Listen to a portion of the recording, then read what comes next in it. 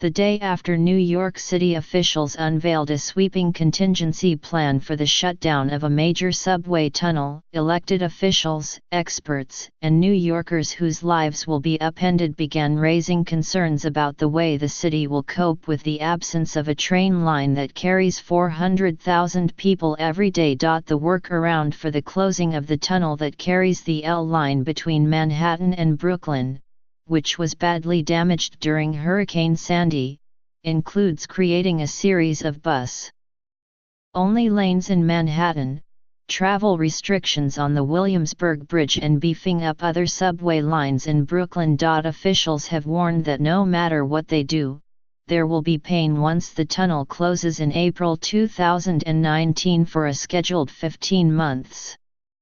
Upon that, most could agree the L line is one of the city's most congested subway routes. But there were many questions about some of the details of the contingency plan, including a plan to direct 70 buses an hour across the Williamsburg Bridge during peak commuting periods. That seemed like an overly optimistic projection to some members of the City Council, which held a hearing on the plan on Thursday. "That's more than one a minute," said Councilwoman Margaret Chin, a Democrat who represents parts of Manhattan, including the neighborhood around the Williamsburg Bridge. "It might work in a model, but in reality."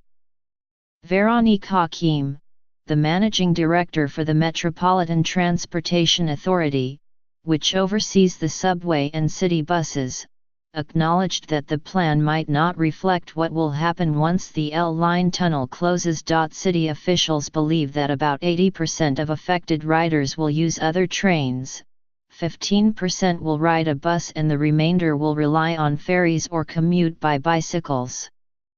The idea is to alleviate some of the pressure by spreading out the transportation options.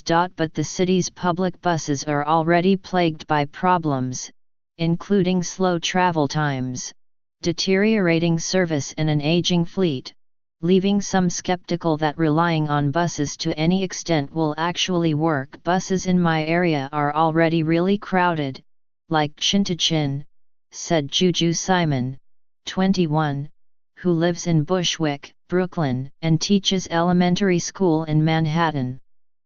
"It's going to be horrible." Some criticisms of the plan seemed somewhat tangential to the issue of addressing the anticipated snarls. Councilman Raphael Espinal, a Democrat who represents Bushwick, was angered because the 200 additional buses that the Transportation Authority plans to deploy during the shutdown will run on diesel fuel. "I think it is ironic that the MTA, which is spending millions of dollars to repair an issue that was created by the effects of climate change, will invest millions of dollars in purchasing diesel-fueled buses," said Mr. Espinal, who added that other cities like Los Angeles, Seattle, and London have committed to fully electric fleets in the near future. "It's very surprising that they are going to invest in purchasing buses that run off fossil fuel, when other cities across the country have committed to going 100% electric." Ms. Hakim said officials would discuss with Mr. Espinal the possibility of electric buses. A central piece of the contingency is to establish bus-only lanes across 14th Street during the morning and afternoon rush. But some advocates said that officials should consider extending those hours to make navigating across the width of Manhattan easier.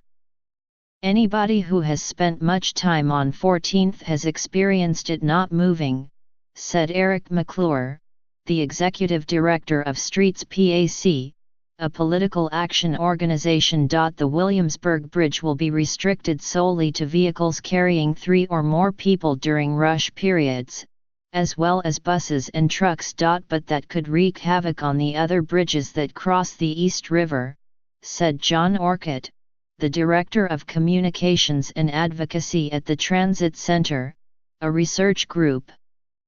"People aren't crazy," he said. "They are not going to drive the Williamsburg Bridge every day if it is going to be a nightmare." Mr. Orchid said that implementing the same occupancy restrictions across all the bridges could help. Lockwinder Singh, who drives a taxi in Brooklyn, feared that the prohibitions on the Williamsburg Bridge, which for taxi drivers would mean they could not drive across without a minimum of 2 passengers, would make his job harder. If we no have customers, we don't have the money, Mr. Lockwinder, 38, said. Some expressed concerns that people will turn to sharing rides and for hire cars, clogging the roads even more. I'm worried. I'm concerned for the culture and the community, said Wayne Fortune, who sells clothing from a sidewalk table along Bedford Avenue. Polly Trottenberg, the city's transportation commissioner, said that part of the plan is giving the public ample communication, including encouraging drivers to stay off the road at certain times of the day. Still, she was frank, we cannot understate the magnitude of the disruption. Officials stressed that the plan was not final, and Mr. Orchid noted that a lot of this stuff, the city can change day to day.